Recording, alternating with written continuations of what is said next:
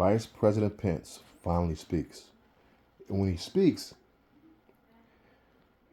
I think his small 2-minute dialogue, his explanation of what transpired and how it transpired, is very indicative of how this potential trial could go for Mr. Trump, President Trump.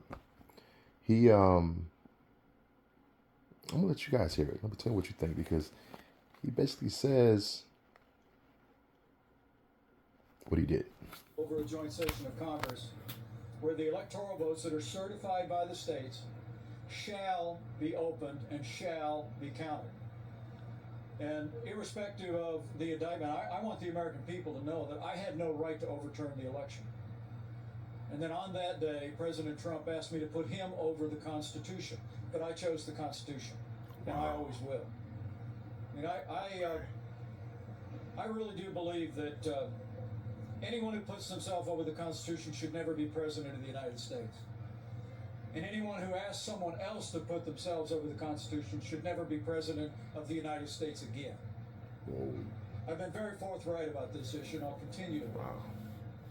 Now, with regard to the substance of the indictment, I've been very clear. I had hoped it wouldn't come to this. I had hoped that this issue and the judgment of the president's actions that day would be left to the American people.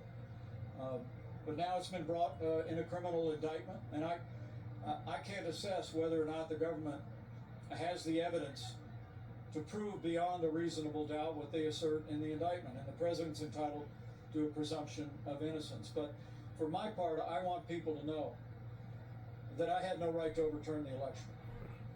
And that what the president maintained that day, and frankly has said over and over again over the last 2.5 years, is completely false. And it's contrary to what our Constitution and the laws of this country provide. You know, I'm a student of American history. And the first time I heard in early December somebody suggest that as vice president I might be able to decide which votes to reject and which to accept, I knew that it was false. Okay. Our founders had just won a war against a king. And the last thing they would have done was vest unilateral authority in any one person to decide who would be the next president.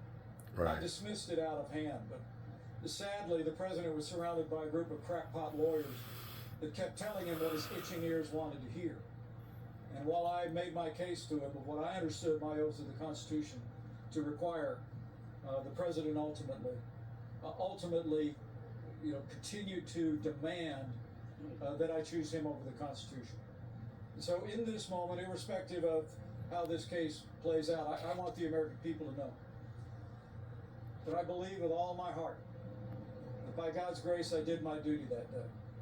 And as I stand for the Republican nomination for president, I want them to know, whatever it means to me, I'll always stand on the Constitution of the United States of America. Look, our country is more important than any one man. Right. Our Constitution is more important than any one man's career.